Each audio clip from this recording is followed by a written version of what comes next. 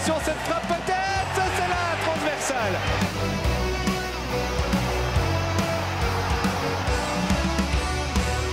La frappe de Nutella, et c'est le 2-0.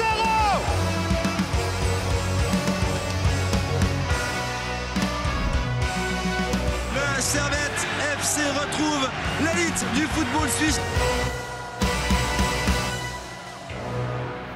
C'est dimanche soir, c'est Téléclub, c'est le temps additionnel pour faire le tour de la 4e journée de Raiffeisen Super League. Madame, monsieur, bonsoir. Tous les buts, toutes les actions, les analyses de Claude Rive, que j'ai le plaisir de saluer. Bonsoir. Bonsoir, Mathieu.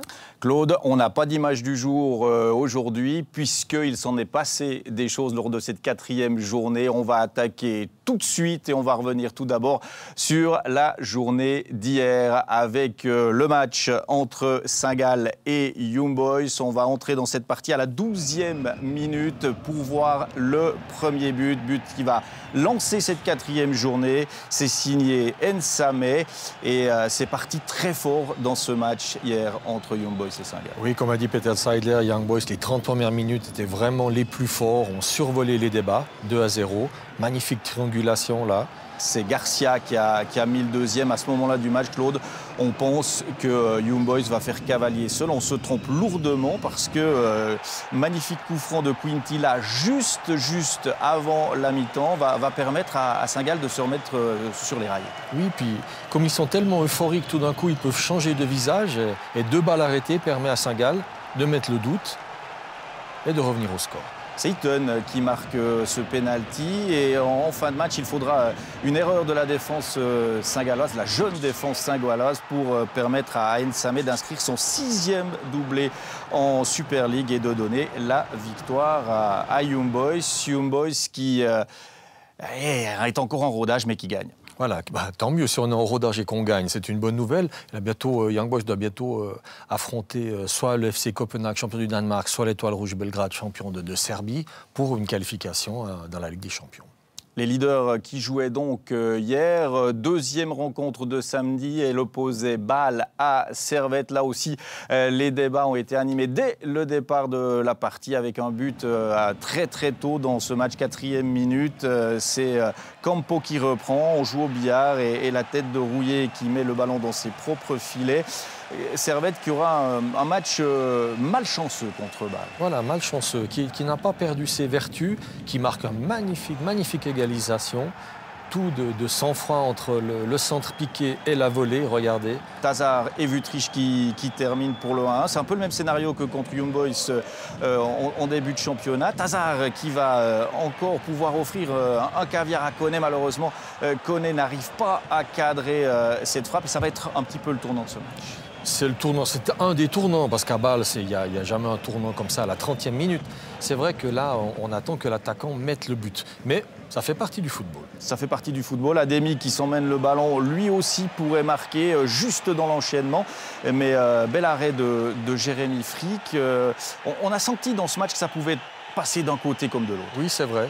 Surtout par l'état d'esprit des Genevois qui ont cherché Bâle assez haut et là qui, de nouveau, n'ont pas trop de chance avec les centimètres. Ouais, Stocker qui ajuste le poteau et Ademi qui est à la bonne place, qui réagit promptement, qui met le 2-1 juste avant la mi-temps. Un petit peu assommé quand même les Genevois par cette réussite. Ils vont concéder le 3e but en fin de match. Il est signé Bua pour son premier but de la saison contre son ancienne équipe. Une défaite quand même assez amère pour Servette hier à Bâle. Une défaite amère, oui, le 3-1, c'est difficile dans les circonstances, on est sur le terrain de Bâle. Mais il y a les défaites, il faut savoir comment on perd, comment on a perdu le match. On sait qu'il y a eu des faits de jeu, des centimètres défavorables, mais c'est surtout dans l'état d'esprit qui était plaisant du côté de Servette, qui a joué le jeu, qui a joué crânement, sans complexe, qui est allé chercher le FC Bâle, qui était vraiment en difficulté. On se dit, mais Bâle doit jouer son éliminatoire de Ligue des Champions très prochainement. Et ils sont en difficulté par rapport à un Servette qui est toujours quand même dans dans la peau d'un néo-promu et qui découvre quand même encore cette Super League. Ouais, pour Bâle, c'est mardi soir contre Linz, bien évidemment, sur Téléclub. Alors, 9 buts hier samedi. On se disait qu'on avait déjà eu plus ou moins notre dose. Eh bien non. Il y a encore des buts dans cette 4e journée. Et heureusement pour nous, heureusement pour vous, aujourd'hui, on va aller voir ceux qui ont été marqués du côté de Lucerne. Lucerne qui affrontait Thun. 2 réussites à vous montrer. Elles sont toutes deux pour Thun, avec juste après la demi-heure, Tossetti là, qui fait une passe magnifique pour Avenard. Tossetti qui avait manqué à cette équipe de Thun. Oui, il me semble que c'est un joueur très très intéressant. C'est vrai qu'il est aussi souvent blessé, donc il revient, il repart. Et là, ce défenseur qui vient de Challenge League, du FC Ville, et qui s'installe gentiment dans l'équipe, puisqu'il a joué le match de la Coupe d'Europe la semaine passée. Et Thun, on va les retrouver en toute fin de match. Chaque équipe a eu des occasions. On ne retiendra que les buts pour cette partie, avec Kablan dans les arrêts de jeu qui parvient encore une fois à tromper Muller. C'est 2-0 pour Thun dans ce match des deux équipes qui ont joué en qualification de Ligue Europa. Et Thun, tout heureux de pouvoir l'emporter tout de même dans ce championnat et revenir un peu parce qu'ils n'étaient pas très bien les joueurs. Oui, c'est leur première victoire de la saison. Ils sont maintenant à 5 points. Et puis, dans l'optique du match retour à Moscou, c'est une belle victoire. Lucerne est quand même toujours à la recherche de son jeu. Ça ne tombe pas encore. Ouais, 3 défaites de suite pour Lucerne. On a tendu notre micro à un homme qui a participé à cette victoire thounoise en réalisant passablement d'arrêt, Guillaume Fèvre, le portier de Thun. Guillaume Fèvre, vous n'avez pas encore gagné cette saison. Cette victoire, elle intervient ici à Lucerne, une équipe pas forcément en forme non plus, mais cette victoire, elle vous fait beaucoup de bien. Alors, je crois que de ce qu'on a montré jusqu'à maintenant des matchs précédents, on peut dire qu'on a vraiment une équipe avec beaucoup de potentiel. Je n'irai pas jusqu'à dire qu'on n'est pas en forme, mais on a montré aujourd'hui encore une fois de belles choses. Il fallait vraiment aujourd'hui gommer ces erreurs qu'on a faites les 2-3 derniers matchs. Ce qu'on a fait, on a mis vraiment beaucoup de cœur. Et aussi dans le jeu, c'était vraiment intéressant. On a par moments vraiment su garder le ballon. C'est vraiment ce qu'on veut faire. Donc impliquer ça sur le terrain, c'est d'autant plus beau. Dans certains matchs, les semaines ou les mois précédents, vous encaissiez souvent des buts dans les dernières minutes. Cette fois-ci, vous en mettez un. Bien, pour une fois, ça vous sourit. Oui, je me souviens encore de la saison passée, la même situation où on marque aussi le goal de la victoire, le 2-0, je crois, à Lucerne. Un peu la même situation, voilà. C'est un environnement qui nous plaît assez bien, je dois dire. Et puis, on sait, voilà, c'est vraiment une performance de base qu'on doit garder, sur laquelle on doit se baser pour le futur. Thun qui arrive toujours à réagir, même quand ils sont dans des situations un peu délicates, ils parviennent à serrer les rangs. C'est une équipe hyper solidaire. C'est ce qui fait leur force depuis 7, 8, 9 ans, parce qu'on a envie de dire chaque fois c'est un candidat à la relégation, puis ils finissent 3e, 4e, ils vont faire l'éliminatoire de l'Europa League, là ils reviennent avec 5 points. C'est qu'ils ont quelque chose en plus que les autres, et surtout on ne peut jamais les enterrer. Il y a une solidarité, il y a quelque chose, je crois surtout aussi une assurance. On est tranquille, l'entraîneur n'est pas en danger, tout le monde sait très bien qu'on est les plus petits et il faut qu'on soit très humbles tous ensemble parce que tous ensemble, on va réussir. Alors c'est ce qu'on souhaite également à Xamax, tous ensemble pour réussir. On va s'intéresser maintenant au match de l'équipe romande de la Maladière qui allait du côté de Zurich dans le match des mal classés. Les deux maniens entraîneurs qui s'affrontaient. En première mi-temps, pas grand-chose à vous montrer, si ce n'est une réussite, un but qui intervient en toute fin de première mi-temps. Et l'élève de Schönbechler. Et franchement, Claude, c'est une des seules actions de but réel de ce match jusque-là. Oui, il y a eu des coups de tête dangereux, mais disons complètement déjouer la défense et se présenter seul face au gardien de but comme ceci, non. Ça s'est jamais produit, c'était bien joué. Et Schönbechler a beaucoup de sang-froid, prend Walter à contre-pied. Donc, avantage mérité parce que le but est superbe. Xamax qui est tout de même mal payé parce qu'ils n'ont pas concédé beaucoup de terrain. Xamax qui va revenir sur un but superbe. Il y aura beaucoup de beaux buts dans ce match. Il est signé Martin Hösch, le défenseur, là, qui fait le pas de retrait sur ce corner de Corba. Splendide réussite. Oui, là, c'est un attaquant, c'est pas un défenseur central qui marque. tout à fait inarrêtable, qui prend beaucoup de place. Il avait marqué un but la saison passée, Hoche, qui s'installe vraiment comme un très bon joueur de la Super League. Oui, Xamax qui a fait des efforts pour le conserver. Et puis il va y avoir ce fait de jeu, 69e minute. On comprend difficilement l'intervention de Di Nardo sur Dom Johnny. Rouge direct. Di Nardo qui avait déjà été expulsé à Thun. C'est un début de championnat compliqué pour Di Nardo. C'était inutile cette faute, alors qu'il ne touche pas vraiment le joueur, parce que le joueur a pu jouer, on voit, le pied passe quand même derrière, Dom Johnny en rajoute un peu normal. Mais c'était inutile de faire une intervention comme celle-ci. Alors il va y avoir rouge, et puis juste après, encore un malheur pour Xamax, puisqu'il va y avoir un pénalty dicté sur une intervention de la VAR. C'est Djuric qui touche ce ballon du bras, et puis le pénalty qui est donné, puisqu'il est juste à la limite de la surface. Alors comme contre Sion la semaine passée, Zurich se retrouve à 11 contre 10 et bénéficie d'un penalty. Kololi n'est pas là pour le tirer, donc on voit bien évidemment le signe que l'on connaît tous, celui de la VAR. Et c'est Maï qui va s'y coller. Et comme contre Sion, eh bien, le penalty va être manqué. Oui, et surtout l'arbitre a stoppé, regardez, parce que c'est de nouveau Maï qui touche le ballon. Donc une fois que ça a touché la latte ou le poteau, le tireur n'a pas le droit de retoucher le ballon. Alors on se dit que Xamax va peut-être rééditer le coup des Sédunois et va battre Zurich à 10 en ayant écarté un penalty. Mais Cizey, qui est rentré, ne l'entend pas de cette oreille. Là encore, le centre de Maï est superbe, la reprise est magnifique, ça fait 2-1 pour Zurich. Oui. Et à ce moment-là, on se dit, ben voilà, Zurich à 11 contre 10 à la maison. Et puis Karlen se rappelle au bon souvenir, regardez. C'est juste splendide, Claude, de réussir dans les arrêts de jeu comme Gaëtan Karlen, de ramener son équipe et de permettre finalement à Xamax, sur cet exploit personnel, de sauver un point. C'est clairement un point gagné pour Xamax. Oui, c'est un point gagné à 10 contre 11. Alors, après, le décompte des occasions, on n'a pas suivi le match parce qu'il y avait beaucoup de matchs, mais le décompte des occasions est quand même assez égal. Mais imaginez, on se met à la place de Ludovic Magnin, 2 pénaltys ratés, il fait 2 matchs 1 point alors qu'il aurait pu faire 2 matchs 6 points en marquant les pénaltys. On voit bien que ça bascule. Imaginez Zurich avec plus 5 points et 6 au lieu de 1. Donc effectivement, c'est cruel. Et là, des fois, je pense à mes collègues entraîneurs, je dis quand même, c'est un métier pas facile. C'est dur le foot, mais c'est ce qui est beau, c'est ce qui donne des émotions. Et à coup sûr, un homme, on a eu des émotions. C'est le buteur, c'est Gaëtan Karlen que l'on va écouter. Gaëtan Karlen, quel but, et puis surtout, voilà, c'est quand même un point ultra capital que vous êtes venu chercher ici au Letzigrund. Ça s'est passé comment? On a quand même l'impression que c'était vraiment à la solidarité que vous êtes allés chercher tous ensemble ce point-là.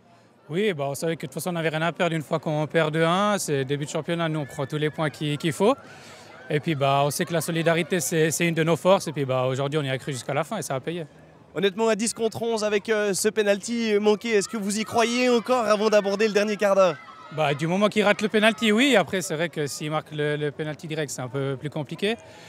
Mais on sait que par le passé, on a déjà marqué pas mal de buts dans les dernières minutes. Donc, comme on l'a vu, on y a cru jusqu'au bout. Et la joie de Gaëtan Karlen pour ce point sauvé et ce but.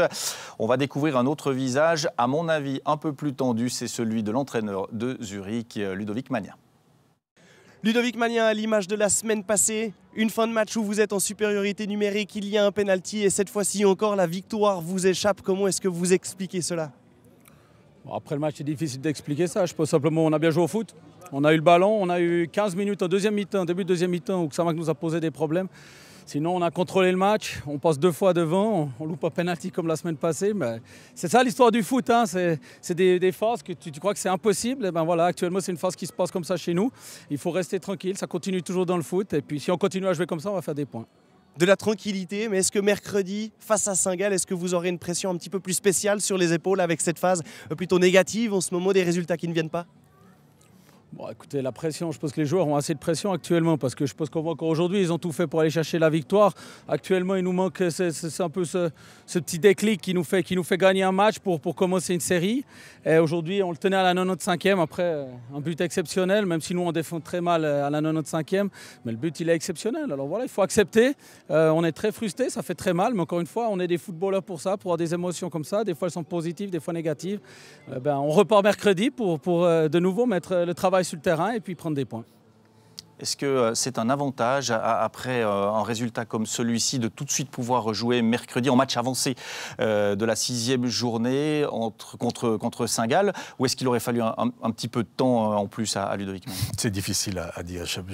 Il faut connaître l'état d'esprit des joueurs, la mentalité qui est actuellement au Letzigrund du côté du FC Zurich. Maintenant, de jouer, c'est vrai, dans 3 jours, pourquoi pas? Ce sera de nouveau un match, pas coup près, parce qu'on est au 4e, 5e, on est au 10-12% du championnat. Donc, il a raison. Donc, il y aura des bons moments, il y aura des moments un peu plus difficiles. C'est vrai que Zurich, en étant chaque fois si proche des 3 points, on se dit on n'est quand même pas loin, on n'est pas largué, on n'a pas perdu 3-0, on est capable de produire du jeu. Et ils en ont produit pendant la majeure partie du match. Puis voilà, Saint-Gall qui arrive. Puis Zeidler, hier, il a dit merci pour les félicitations, mais il faut à un moment donné, il faut des points, c'est vrai. Il faut la récompense. On ne peut pas que bien jouer et montrer des choses intéressantes. À un moment donné, il y a les points, il y a les victoires qu'il ne faut pas laisser échapper. Et maintenant, c'est à eux de jouer, là, les deux. Ça va être un match intéressant. Oui, intéressant que ces deux équipes se rencontrent à ce moment-là. Alors, Zurich qui est plutôt poissard en ce début de championnat. Il y a une équipe qui, elle, a plutôt la réussite avec elle et ça nous réjouit. C'est le FC Sion qu'on a suivi aujourd'hui. Sion qui se rendait au Cornaredo de Lugano. Sion qui a plutôt subi la première partie. Lugano, on va le voir, s'est créé de nombreuses occasions durant tout le match. 2 principalement en première mi-temps par Hollander, le Hongrois, là, ils font un super arrêt de Fickencher. Et par Carlinos, la première mi-temps a été tessinoise. Elle était tessinoise depuis, je dirais, la 25e minute. C'était assez équilibré. Il faisait chaud. Les joueurs, alors qu'on voit cette superbe occasion pour Carlinos, les joueurs se sont un petit peu aussi ménagés. Comment est-ce qu'on va tenir les 90 minutes? Pas de pressing haut, très peu de changement de rythme, parce que c'était difficile dans ces conditions. Mais par 2 fois, que ce soit Hollander ou Carlinos, il aurait pu avoir but pour Lugano. Et puis il va y avoir cette scène en début de seconde période, avec Hollander qui arrive pour essayer de disputer le ballon. On ne voit pas tout de suite ce qui se passe. Fickencher va recevoir le genou du Hongrois dans le visage, il va saigner abondamment et là on va arrêter le match un long moment. À ce moment-là du match, il y a déjà eu 3 changements du côté de Sion et si Fickencher n'avait pas pu reprendre, ça aurait été compliqué pour Stéphane. Oui, c'était compliqué. Alors qu'on voit là, c'est un fait de jeu, c'est vraiment pas de chance. On voit c'est plutôt Fickencher qui s'approche du genou que l'inverse et le joueur Hollander essaye de l'éviter. C'est vraiment pas de bol. Mais là, en 4 minutes, ce qui est arrivé au FC Sion et à Stéphane Anchaud, c'est 3 joueurs sortis sur blessure. Il y a Fickencher, effectivement, il fallait qu'il reste, parce que autrement c'est un joueur de champ qui aurait dû être au but. Alors ça change bien sûr toutes les données. On ne pouvait pas faire rentrer Mitrioshkin. Et là... le FC Sion a montré quand même une sacrée force de caractère. Eita Tinga aussi. Oui, Eita Tinga qui va se créer une première occasion. Ça sera in fine l'homme du match, on peut déjà vous le dire. Mais c'est la première escarmouche, lui qui est entré en cours de jeu. Et Baumann est obligé de faire un bel arrêt. Mais encore une fois, ce match aurait pu basculer en faveur des Tessinois parce qu'ils ont manqué énormément d'occasions. Ils n'ont pas été assistés par la chance. Premier poteau de Carlinos, il va en avoir un autre de Botani. Frustrant quand même pour Lugano qui avait ce match en main et qui s'est créé un nombre innombrable d'occasions très intéressantes. 4 énormes occasions, dont bien sûr celle-ci, Carlinos. Regardez de nouveau le courage de Fickencher, il faudra en parler, parce que quand on a reçu le coup qu'on a reçu, et là de nouveau aussi une situation... Donc là, bien sûr que la chance, on peut dire on la mérite, on l'a forcée, on l'a cherchée, et bien sûr qu'il y a le facteur chance à jouer son rôle. Et Stéphane Anchaud, qui a beaucoup d'expérience, il le sait parfaitement. Oui, et dans le sport de haut niveau, dans le football, ça se joue à quelques centimètres et ils vont encore être une fois en faveur du FC Sion comme la semaine passée contre Zurich. De la force de caractère, de la combativité. Et c'est Eita Tinga sur corner en fin de match qui va marquer le seul et unique but de cette partie, 1-0 sur corner. Sion est chanceux, mais comme vous le dites, il force un petit peu cette chance et surtout, Sion gagne 2 matchs de suite. Alors, Eita Tinga, il a mis le but. Il ne faut pas non plus tout... Voilà, c'est qu'il l'a fait. Donc, ils ont marqué un but, ce que Lugano n'a pas fait. À un moment donné, celui qui marque les buts, c'est ceux qui font les points et c'est ce que l'FC Sion a fait. Maintenant, c'est vrai qu'il Il y a la chance, il y a le courage, il y a la solidarité. Pour l'instant, c'est les trois. C'est les trois événements dans le désordre, comme vous voulez, qui fait que le FC Sion revient avec les 3 points. Avec un leader, avec Fickenshire qui a joué un rôle de leader. Parce que lui, il a amené de l'énergie, il a amené du courage à tout le monde. Et puis tout le monde s'est battu, a été très solidaire. Il y avait peu d'espace. Il y a eu 4 occasions de but. Mais pour le reste, Sion a bien freiné tout le monde. Maintenant, on le sait, l'expérience le montre et Stéphane Anchaud le sait. On ne peut pas vivre comme ça. On ne peut pas vivre les 32 prochains matchs de championnat en spéculant. Bien sûr, il y aura la chance, elle va une fois tourner, puis on l'aura contre nous. Mais effectivement, comme l'a dit Claude Gross, c'est bien que l'entraîneur de Sion ait cette chance-là pour pouvoir mettre en place les choses et puis peut-être avoir une équipe qui sera déjà un peu mieux, comment dirais, aguerrie et puis qui se connaîtra mieux au moment où les choses vont être un petit peu plus difficiles. Parce qu'il va falloir vivre ces 36 matchs de championnat. Oui, ces faits de jeu comme l'expulsion de Dinardo finalement qui pique Neuchâtel Xamax ou alors cette blessure de Fickenshire qui, en temps normal, s'il y avait encore eu un changement possible, aurait laissé sa place à Mitrioshkin et qui reste sur le terrain, comme vous le dites, qui donne du courage à ses coéquipiers. C'est des moments qui soudent le groupe? Oui. Parce qu'il n'y a pas que la technique, il n'y a pas que l'intelligence. Il y a aussi, à un moment donné, il y a l'état d'esprit, il y a le moral, il y a le mental qui joue son rôle. Et puis là, dans le rôle qu'ils ont joué, le FC Sion, ils l'ont très bien fait. Tout en sachant, on le répète, qu'on ne peut pas vivre 36 matchs comme ça, qu'il va falloir élever le niveau de jeu, que les 3 joueurs qui étaient très bien rentrés, Girgic, Kazami, Oldriki, ce n'étaient pas les meilleurs joueurs aujourd'hui sur le terrain. Donc on voit bien qu'une solution d'un samedi n'apporte pas nécessairement la solution pour le samedi ou le dimanche suivant, qu'effectivement Stéphane Anchaud doit trouver l'équilibre, le meilleur 11 de base possible. Normalement, Lugano avait un 11 de base avec Celestini qui connaît mieux son équipe, mais lui aussi, voilà, il ne marque pas. Imaginez qu'on commence le championnat 4-0 à Zurich, on ne marque plus les trois matchs suivants en championnat. Voilà, c'est quand même une mauvaise surprise. Et on voit bien que le football, pour tout maîtriser, c'est compliqué. Alors on peut partir directement pour le Cornaredo, puisque à l'interview, on va retrouver l'entraîneur du FC Sion, Stéphane Anchaud. Oui, Mathias, ces joueurs ont beaucoup donné, mais lui aussi, il a vécu une après-midi éprouvante, Stéphane Anchaud. Après la victoire de Zurich, on peut même parler du barrage avec Neuchâtel contre Aro. Le match d'aujourd'hui, en fait, déjà, vous avez un peu une bonne étoile et surtout, vous n'avez pas envie de vivre des matchs normaux sur ces bancs. Non, bon, c'est vrai qu'aujourd'hui, c'était de nouveau un match un peu particulier. C'est vrai qu'en première mi-temps, on a assez bien commencé la première mi-temps. Le premier quart d'heure, c'était pas mal. Dans le jeu aussi, pas mal. On a assez bien maîtrisé le début de match. Ça a créé une ou deux demi-occasions. Une occasion avec Roberts là devant aussi. Passé ce premier quart d'heure, c'est devenu compliqué. On a un petit peu, comme contre Zurich, relancé Lugano en faisant des erreurs, des pertes de balles inutiles au milieu du terrain, qui a permis à Lugano de se créer 2 occasions. À partir de là, c'est sûr qu'ils auraient pu ouvrir le score. Et on avait de quoi être un peu déçus de la première mi-temps. Un petit mot aussi sur l'homme du match quand même de votre côté, Kevin Fickenshire, héroïque dans les cages de Sion. Oui, alors ça c'est clair. Déjà, arrêt décisif en première mi-temps du pied. Après, d'autres arrêts tout au long du match, très très sûr dans tout ce qu'il a fait, dans toutes ses interventions. Puis en plus, naturellement, ce choc à la tête qu'il a pris en début de deuxième mi-temps, où on avait déjà dû faire 3 changements sur blessure. Ça aussi, c'est vrai que c'était un match un peu particulier, parce que c'est assez rare qu'on doit faire 3 changements sur 3 blessures après, je crois, 55 minutes de jeu. Heureusement que lui, il a tenu le coup, il a serré les dents. Donc ça aussi, un bel exemple pour toute l'équipe, parce que c'est un gars qui aurait aussi pu se dire, tiens, j'ai pris un coup, je lâche l'équipe, je fais le blessé, j'ai fait un bon job jusqu'à présent. Non, il n'a pas lâché l'équipe, donc un bel exemple. On peut quand même dire que vous avez un peu de chance dans votre malheur pour le moment dans ce début de saison, parce qu'il y a eu cette expulsion, vous êtes à 10 contre 11, il y a un penalty contre vous gagnez le match. Ici, vous avez 3 blessés successifs, votre gardien qui ressent un coup à la tête qui doit être soigné longuement, vous gagnez le match. Il y a une bonne étoile, Stéphane Anchaud. Ouais, c'est vrai que contre Zurich, ce fait de match, ce penalty raté, en fait, a peut-être un petit peu resserré le groupe. On va dire à 10 contre 11, c'est souvent le cas. Des joueurs qui donnent plus pour compenser ce joueur blessé. Et puis en fait, les 20 dernières minutes contre Zurich à 10 contre 11, on marque 2 fois, puis on gère bien la fin de match. Donc il a peut-être fallu ça pour justement avoir notre meilleure période dans le match. Aujourd'hui, comme on a dit, première mi-temps, on avait de quoi être déçu des 30, de la minute 15 à 45.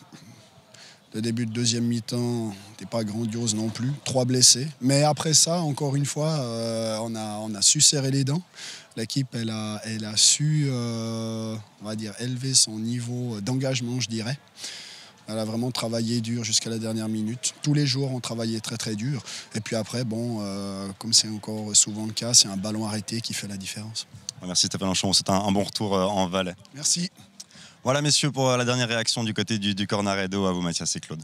Merci Vincent. Il est très calme, hein, Stéphane Anchot, dans son analyse. Et c'est ce qui nous frappe toujours, c'est cette zénitude. Oui, non, alors moi ça ne me frappe pas, mais effectivement, sincèrement, vous n'avez pas besoin de consultant après les déclarations de Stéphane Anchot. Il a parfaitement résumé le match, la situation, les points forts, les points faibles, et puis c'était parfait. Eh bien, ça tombe bien parce qu'on arrive au terme de cette émission. Encore le temps de jeter un coup d'œil sur tous les résultats de cette 4e journée de Raiffeisen Super League. 3-1 pour Bâle contre Servette, 3-2 pour Young Boys contre Saint-Gall, la victoire du FC Sion. C'est le match nul de Xamax et puis Thun qui s'est imposé à Lucerne. Au niveau du classement, Young Boys et Bâle donc sont en tête. Sion qui vient occuper la 3e position, Servette 5e et puis Neuchâtel Xamax toujours 9e mais avec 3 points. Voilà, on arrive au terme de cette émission. On regarde encore, non, finalement on n'a pas le temps. Si on regarde un petit coup d'œil sur le tableau ou pas, alors on va vous dire que mardi soir, eh bien, il va y avoir le match du FCB contre Linz, qualification de Ligue des Champions. Puis mercredi également la Supercoupe d'Europe entre Liverpool et Chelsea. Ça sera à 21h. Merci Claude de nous avoir accompagnés ce week-end. Merci à vous de nous avoir suivis. Merci aux équipes techniques. Bonne fin de dimanche à toutes et tous. Et à bientôt. Bye bye.